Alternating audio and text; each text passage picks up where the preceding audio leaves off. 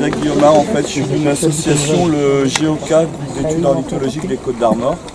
Donc on est, vous connaissez certainement l'association naturaliste LPO au niveau ornithologie, donc c'est national.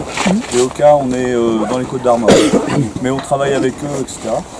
Donc notre association, on travaille sur de la sensibilisation auprès du grand public, donc c'est la raison de ma présence ce matin avec vous, auprès des institutionnels, auprès des privés, etc.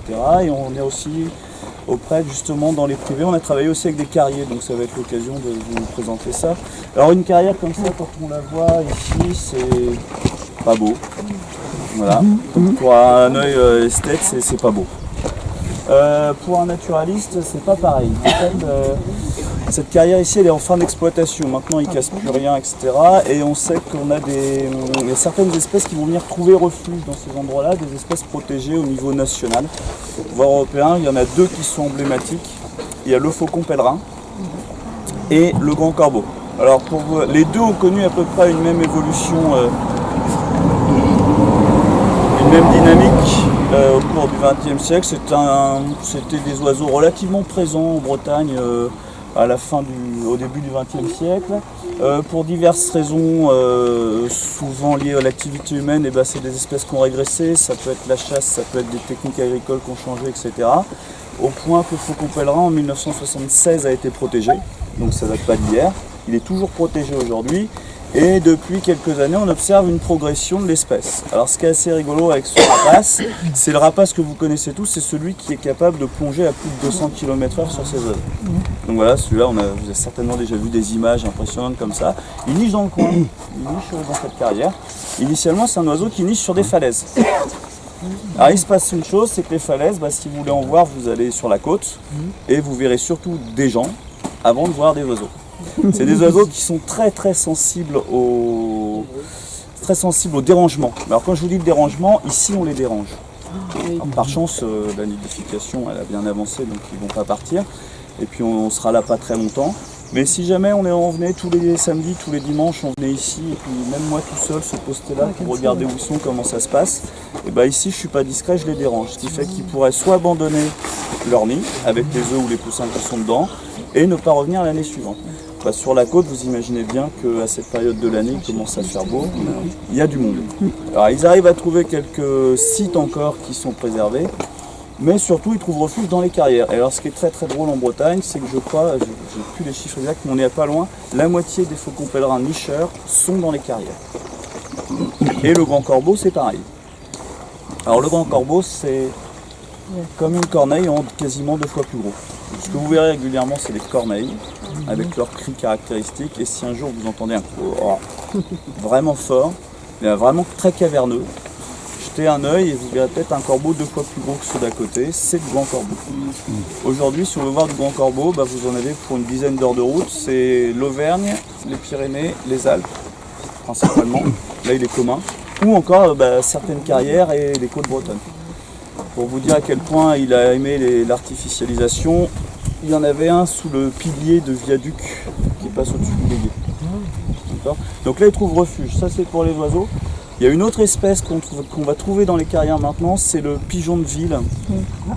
Alors, c'est pas un pigeon de ville, c'est la version encore sauvage de ce pigeon qu'on appelle le pigeon colombin. Alors, en ville, maintenant, c'est plus que des pigeons de ville, mais c'est en fait le pigeon colombin qui est devenu le pigeon de ville. Et on le trouve encore parfois sauvage dans certaines carrières comme ça.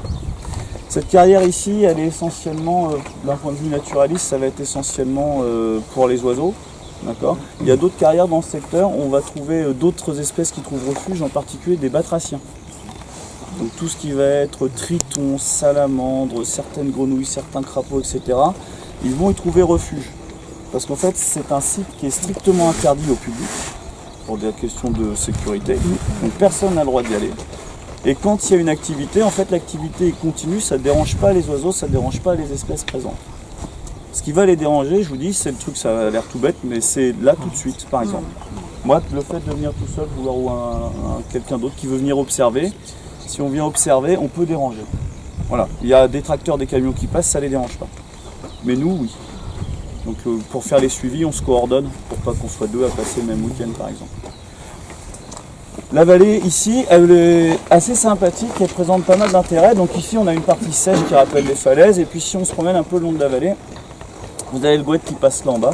Et d'un point de vue du naturaliste, c'est pareil, il y a des choses sympas, et en particulier on a une population de crapauds qui est assez intéressante.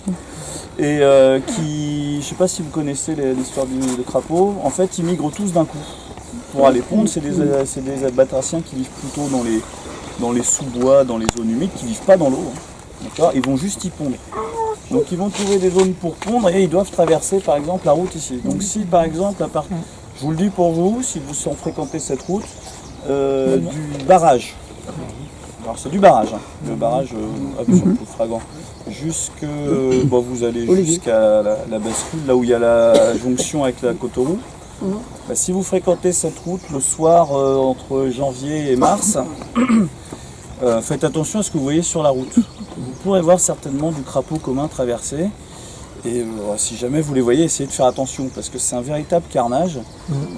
L'année dernière, en une soirée, j'avais compté 30 cadavres. Des mines jusqu'à... j'avais été jusqu'à l'ancien centre équestre. Les crapauds, on peut les éviter. Alors il faut essayer de les éviter. C'est grand comme ça, ça ne se voit pas. Les crapauds, on peut encore. Les crapauds, oui, ça peut. En faisant attention. Après, on peut le faire. Après, c'est sûr que... Voilà. Et c'est surtout la nuit. Il y a 2 jours, ils ne vont pas traverser. Par contre, la nuit, ils vont traverser. Donc il y a des choses sympathiques. Après, au niveau des espèces, on peut voir plein de choses. En vous attendant, j'ai vu... dans ce genre d'endroit, on va trouver du faucon cresserelle, sans problème. Tout à l'heure, j'ai vu, il y avait une buse qui est en train de se promener là-haut. J'ai vu des tadornes. Alors les tadornes, si vous êtes allé en baie de Saint-Brieuc, c'est ces gros canards. Oui. Pardon ? Elles viennent jusque-là ? Bah ouais. J'ai vu un couple qui se promenait par là-bas. Il doit y avoir un point d'eau pas loin, mais c'est un canard qui niche dans des terriers. Donc il peut peut-être trouver matière à pondre tranquille dans ce coin-là, à pas être dérangé. En tant qu'association naturaliste, on essaye, parfois ça a beau être des milieux artificiels, c'est des milieux de refuge. Donc on essaye de travailler parfois avec les carriers justement pour trouver un compromis entre leur activité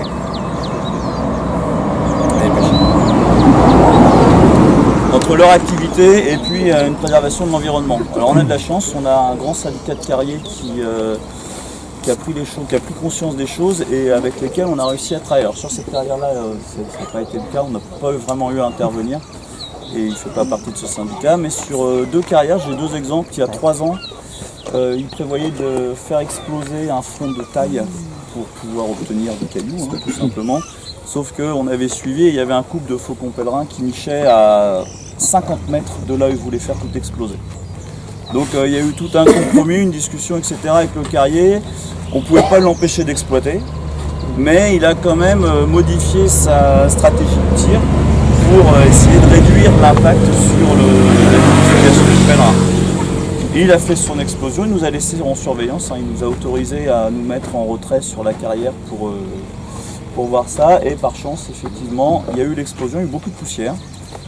Et 2 heures après, la femelle de pèlerin était revenue couver ses œufs. Donc on était contents. Le 2e cas, il n'est pas très loin. Il y a une autre carrière là qui est en train d'être fermée, ils comptent la remblayer. Et ils voulaient la remblayer très très haut. Donc on leur a dit c'est dommage parce que si le front de taille ne dépasse pas 30 mètres, les 2 espèces nicheuses que sont le pèlerin et le grand corbeau ne vont pas trouver la hauteur nécessaire. Donc en fait on a délimité un secteur sur lequel on est sûr qu'ils vont nicher. Ils vont pouvoir remblayer comme ils veulent à côté, mais ils ne vont pas remblayer cette zone-là aussi haut qu'ils avaient prévu. Donc on arrive quand même à trouver des compromis entre une activité de carrier qui semble loin d'être favorable et puis une défense de l'environnement quand même. On arrive à préserver des espèces. Et c'est vrai que pour des espèces sensibles comme le pèlerin et le grand corbeau, parce que c'est emblématique en fait des carrières, il faut savoir que l'expansion qu'il y a en Bretagne actuellement, elle est en partie aidée grâce aux carrières, surtout en centre-Bretagne. Je ne sais pas si vous avez des questions, c'est le moment de les poser. Là, vous avez combien de couples entre les rangs? Un de chaque. Et souvent, on a le grand corbeau qui va piquer l'air du pèlerin. C'est-à-dire le pèlerin va nicher à un endroit, et l'année suivante, le grand corbeau va venir dessus. Il niche avant, il niche à partir de janvier. Donc souvent en janvier, il y a déjà une aire qui est toute faite, il se pose dessus. le pèlerin arrive un peu après et il refait une aire à côté. De toute façon, il exprès. Si vous avez des jumelles, par endroit, vous pouvez observer des taches blanches sur des taches de fientes blanches sur les rochers. C'est ce qu'on appelle des zones de lardoir ou des reposoirs, c'est-à-dire c'est là où le pèlerin vient se poser pour surveiller, se reposer ou même pour manger ce qu'il a attrapé. Alors après, ils ont des aires de chasse qui sont relativement grandes, mais bon, ils arrivent à trouver ce qu'il leur faut ici. Et là, il pourrait y avoir un potentiel pour faire plusieurs couples ou Non, souvent ce sera un par carrière. Ils ont besoin d'avoir un territoire assez vaste Ouais, quand même. on peut avoir deux couples de cresserelles, ça pourrait arriver. Mais non, pèlerin un seul. Et puis encore. C'est quand même sur un réseau alimentaire, c'est quand même ils sont au sommet quand même d'une pyramide alimentaire. Donc c'est-à-dire qu'il ne peut pas y en avoir non plus tant que ça, le souci c'est pas tellement qu'on en mette beaucoup, c'est qu'il faut tout ce qui est en dessous aussi pour qu'ils puissent pondre correctement et tout. Donc voilà. C'est ce que vous disiez pour les crapauds tout à l'heure, là, il n'y aurait pas moyen de mettre des pancartes. Il faut interdire la route. Ouais. À vélo seulement. Ouais, mettre un crapaud duc, on en avait parlé. Il va falloir qu'on le fasse. C'est compliqué parce que ça nécessite de mobiliser plein de gens, plein de bénévoles qui, tous les matins, viennent remplir les sous. L'idée c'est de mettre une barrière, un petit filet, hop, les crapauds tombent dans des seaux. Et tous les matins, par contre, il faut venir aux aurores. Ouais, mais à Lamballe, ils le font. Hein. Mais à Lamballe, ils ont un site qui est connu pour ça. Donc à Lamballe, ils ont l'association du Vardan a trouvé un palanquet de bénévoles qui, pendant toute la période, viennent tous les matins recenser ce qu'il y a dans les seaux et les font traverser. Alors, ici, ils n'ont pas 5 km de route non plus. Il y a plein de contraintes. Il y a 5 km de route. Je vois mal la mairie accepter de financer des filets tout le long de la route. Mais ça va jusqu'au légué. Hein. Ça va jusqu'au légué. Bah, c'est ça. Donc la meilleure en plein dans le solution, légué. ça serait d'interdire la circulation pendant quoi? Ah bon. Combien de temps? Ah ouais. Non, j'exagère. Non, j'exagère, c'est pas ça. C'est juste qu'il faudrait repérer, parce que c'est très rapide en fait, c'est sur 15 jours. Ouais. Donc, moi, avec Vivarmant, j'ai prévu, on a discuté, mais c'était à eux de voir avec la mairie, justement, la route des îles, qui va du viaduc jusqu'à la bifurcation avec la Méogon. Une fois qu'on a repéré quand ça commence, on sait qu'en gros ça va être 15 jours, ce serait pourquoi pas de fermer cette route-là que la nuit. Ah oui, c'est ça que la nuit. Mais voilà, c'est un tronçon qui fait 700-800 mètres. Bonne information. Il n'y a personne, il n'y a pas d'habitants en fait. Des premières maisons jusqu'au bifurcation, il n'y a pas d'habitation. C'est juste ça obligera les gens à faire un détour pendant 15 jours le soir. Ça passe par un endroit précis ou bien? Non, c'est surtout très large. Ils descendent de la forêt, ils vont c'est pour ça que le crapaud duc c'est pas évident. Quoi. Donc sur la longueur qu'il y a là-bas, pourquoi pas. Et sur toute la longueur ici. C'est comme les hérissons. Hein. Et j'en profite, si vous êtes de l'agglo, au mois de juin. Là, les hirondelles sont arrivées, je vous annonce la bonne nouvelle, ça fait 15 jours qu'on les a vues. On va faire un recensement des hirondelles de fenêtres. Alors, initialement, on a eu une demande spécifique sur la mairie de Perrin, sur la commune de Perrin. Et on s'est dit qu'on allait élargir un peu ça aux communes alentours si on trouvait assez de... Si chez nous, on avait assez de personnes pour pouvoir gérer ça. Donc on va essayer de faire un recensement hirondelles de fenêtres sur plusieurs communes. Parce qu'en fait c'est une espèce qui dégringole énormément. Si vous êtes au courant, c'est 80% de la population européenne qui a disparu en 20 ans. C'est les hirondelles toutes noires avec le coucou. Et donc on va essayer de recenser ça. À la fois ça va vous permettre de faire un état de la population. Et ça va nous permettre aussi de passer sur une campagne de sensibilisation. Il y a des choses sur lesquelles en tant que particulier on ne peut pas faire. Par exemple ramener des insectes. Mais par contre, il y a des choses qu'on peut faire en tant que particulier, c'est ne pas détruire les nids quand ils s'installent. Oui, d'accord, il y aura des fientes, c'est vrai. Mais il y a des solutions. Donc on va essayer de faire tout ça. Puis il y a peut-être des gens qui ont envie de les attirer, donc il y aura une animation, je ne sais plus quand exactement. Le 30 juin, c'est le 30 juin Non, c'est le comptage. Mais il y aura une animation prévue à la Gambie sur la construction de nichoirs. Donc mettre des panneaux de bois pour... favoriser l'installation des hirondelles de fenêtre chez soi. Avec un petit guide sur où les mettre, parce que si vous les mettez plein sud, elles ne viendront pas. Il faut les mettre à certaines hauteurs, à certains endroits, et tout et tout. Voilà. Alors si vous voulez des infos, il faudra aller sur le site, alors c'est geoca.fr. Voilà. Ce sera peut-être relayé par les mairies, je ne sais pas encore. On n'a pas encore commencé à... Mais je pense qu'on prendra contact avec Plérin, c'est réglé, parce que ceux qui sont vers nous. Pour les autres communes, vu qu'on a envie, pourquoi pas, des tours, on prendra contact avec les mairies. Dans les environnements de...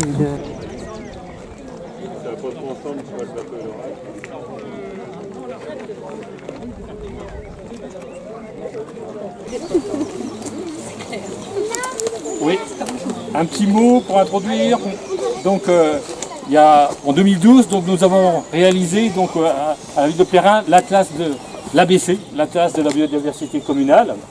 Donc nous avons répertorié la faune, la flore, etc. Et puis bien sûr, il y a eu un nombre de constats, hein, comme vous avez pu entendre tout à l'heure, quand on a tout à l'heure, on parlait des oiseaux, des crapauds, etc. Il y a eu un certain nombre de préconisations, hein, de fait. Alors maintenant, bien sûr, l'état des lieux, le plus dur, je dirais quelque part, reste à faire, c'est-à-dire aménager, faire des travaux qui puissent justement éviter la disparition de certaines espèces.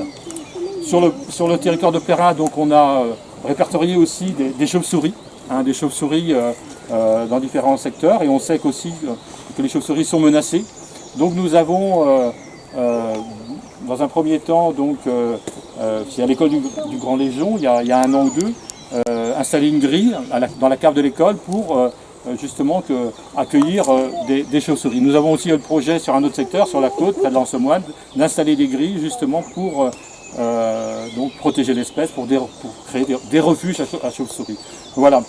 Donc il y a un certain nombre d'actions qui sont menées. Alors quelquefois, bien sûr, il y a un coût, etc. C'est pas sur notre terrain, c'est compliqué, ça demande du temps. Voilà. Donc je vais laisser la parole donc à Séverine, que vous connaissez, donc qui a organisé donc aussi cette journée entre autres. Et puis Marie-Lou. Alors Marie-Lou, je vais la présenter. Donc elle travaille à la mairie de Plérin depuis 2 ans comme apprentie. Elle est donc en 2e année de BTS en tant que gestion et protection de la nature. Voilà, donc voilà 2 ans qu'elle travaille dans les services de la mairie de Plérin. Et donc c'est vrai qu'elle va nous apporter ses connaissances ainsi que Séverine. Je vous laisse la parole. Ok, donc du coup on voulait effectivement faire le détour par ici. Donc on est sur donc, près d'une ancienne galerie, je ne sais pas si vous avez tous été voir l'entrée, des mines de Trémuson. Alors les mines, elles ont été exploitées jusque dans les années 30, et donc notamment pour le minerai de plomb. Et donc à la suite, à l'arrêt de l'exploitation, les ouvrages ont été un peu laissés en état. Et il y a 10-15 ans, donc suite à la loi après-mine, on a l'État, les propriétaires privés, les collectivités se sont associés pour sécuriser ces ouvrages et aussi pour réglementer le droit des sols en surface, puisque voilà, il y avait des risques d'effondrement de ces galeries. Et donc on savait effectivement que ces galeries, qui sont quand même des espaces assez tranquilles, hébergeaient des chauves-souris, puisque le groupe mammalogique breton en faisait le recensement et continue d'en faire le recensement. Alors pas ici parce que c'est complètement condamné, mais sur d'autres ouvrages, un accès a été préservé pour pouvoir faire le comptage des chauves-souris. Voilà. Du coup, je vais vous présenter les chauves-souris parce que je pense que c'est pour ça que vous êtes là. Du coup, c'est vraiment des espèces très originales et peu communes. Donc tout d'abord, ce sont les seuls mammifères volants en Europe et sur Terre. Et en plus, ce sont des animaux nocturnes, ce qui en font des animaux mystérieux et peu connus, parce que leur étude a débuté dans les années 1950, parce qu'avant, on n'avait pas encore les outils, la technologie pour pouvoir les étudier.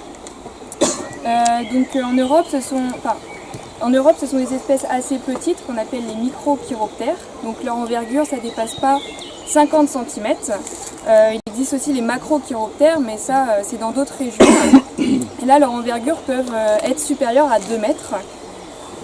Donc il y a plus de 1400 espèces en Europe, 35 espèces en France et 22 espèces en Bretagne. Donc toutes les espèces sont différentes, que ce soit leur morphologie, leur comportement, leur habitat ou leur territoire de chasse ou même leur méthode de chasse.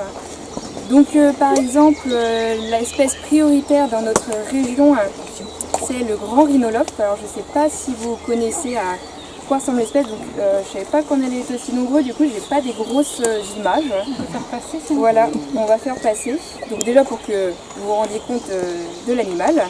Donc en fait, le grand rhinolophe c'est vraiment l'espèce emblématique en Bretagne.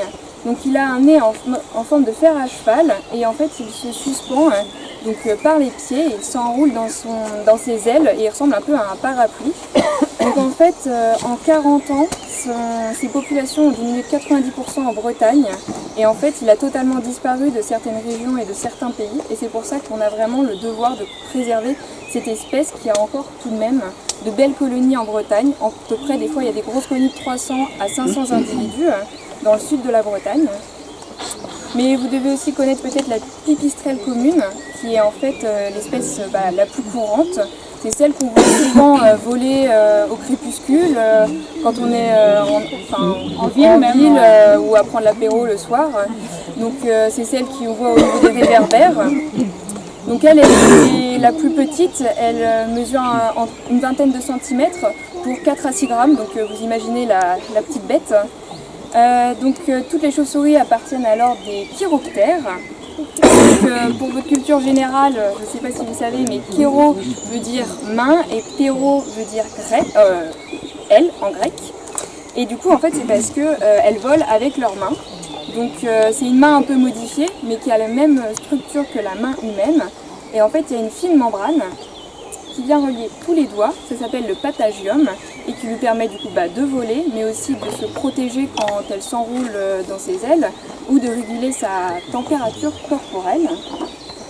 Ouais.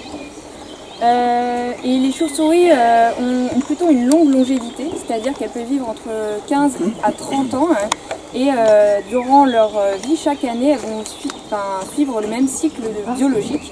Donc chaque année, elles vont faire le même cycle biologique étroitement lié aux saisons. Alors du coup, un petit zoom sur le cycle biologique rapidement parce que c'est quand même assez original. À l'automne, là, de septembre à novembre, c'est la saison des amours pour les chauves-souris, donc elles vont s'accoupler. Par contre, la gestation ne va pas avoir lieu directement après. Donc les femelles vont garder les semences du mâle dans leur voie génitale et vont déclencher la fécondation qu'après au printemps, quand elles auront repris des forces en fait. Donc après pendant l'automne, elles prospectent aussi pour rechercher les gîtes d'hibernation. Donc typiquement elles ont besoin d'endroits calmes, obscurs. Et qui ont une température assez constante et une humidité assez variable aussi. Régulière, pardon. Les galeries, c'est le top pour elles. Et puis il y a aussi les caves et certains arbres creux aussi pour certaines espèces arbres. Donc elles passent l'hiver, elles rentrent en vie ralentie dans ces gîtes. Et elles ressortent après au printemps pour reprendre des forces, se nourrir. Et elles recherchent des gîtes d'été, parce qu'elles ont leur résidence d'hiver et leur résidence d'été. Donc là, ce sont plutôt... alors c'est aussi des endroits tranquilles, calmes et obscurs, mais où il y a quand même une certaine chaleur pour justement mettre bas et élever les petits. Donc typiquement des combles, des greniers, des chaufferies aussi, des greniers d'église par exemple, elles sont très tranquilles. Ouais, sauf quand il y a les cloches, je me sens pas l'air dedans. Donc après, vers le mois donc la gestation dure 2 mois, et puis vers le mois de juin, elles vont mettre bas à un seul petit. Et l'été va être consacré à l'apprentissage, à l'allaitement. et les petits vont s'émanciper que fin août, voilà. Et le cycle est reparti. Donc le fait qu'elles aient une faible descendance et une longue espérance de vie font qu'elles sont quand même très sensibles face au déclin de leur population et elles ont du mal à reconstituer leur effectif. Et en plus, à côté de cela, elles sont quand même menacées et elles subissent de nombreuses pressions, notamment humaines, telles que la destruction de leur habitat ou de leur gîte, quand on fait la rénovation thermique des bâtiments, mais également quand on détruit le bocage ou les boisements. Il y a également la construction de parcs éoliens qui soulèvent des problèmes ou l'utilisation de pesticides ou de biocides qui vont venir impacter directement leurs ressources alimentaires. Parce que justement, parlons un peu alimentation, ces animaux sont insectivores et du coup mangent des insectes. Donc elles ont toutes chaque espèce a ses préférences en termes gustatifs. Par exemple, le grand rhinolophe, lui, il adore les gros coléoptères et les papillons de nuit, mais la pipistrelle commune, elle préfère les moustiques. Et en fait, une pipistrelle peut manger en une nuit la moitié de son poids, soit 600 à 1000 moustiques par nuit. Donc c'est quand même il faut accueillir les chauves-souris chez soi. C'est quand même de bons insecticides naturels. Voilà, et pour les chasser, parce qu'en plus c'est quand même des petits moustiques ou des petits insectes, et comme elles chassent la nuit, ça rajoute une petite complexité, elles utilisent une technique assez particulière qui est l'écholocation, donc ça fonctionne comme le sonar, comme chez le dauphin en fait. Donc elles vont, je pense que tout le monde connaît, mais bon, elle va émettre une onde sonore, chaque espèce émet à une certaine fréquence, et donc elle va émettre une onde qui va se répandre dans tout son environnement. Ça va se répercuter contre des obstacles ou des proies et l'écho de cette onde va lui revenir, ce qui va lui permettre de construire en fait l'image de son environnement et de pouvoir repérer les proies et de pouvoir les attraper. Donc là c'est un oreillard, donc lui il est assez marrant je trouve parce qu'il a vraiment des très très grandes oreilles. C'est un peu ridicule mais ça permet d'avoir une précision quand même. Je fais passer ? Oui. Donc, juste pour dire que cette galerie, elle a été sécurisée quand même en respectant les chauves-souris, puisque vous avez vu que les barreaux sont horizontaux. Donc, c'est notamment pour accueillir le grand rhinolophe qui est recherché et qui est une espèce qui a besoin d'arriver au gîte en plein vol, donc elle déployée en fait. Donc là, ils peuvent toujours y aller. Sauf qu'on ne peut plus trop comptabiliser, mais ils peuvent quand même y aller. Voilà. Voilà, si vous avez des questions.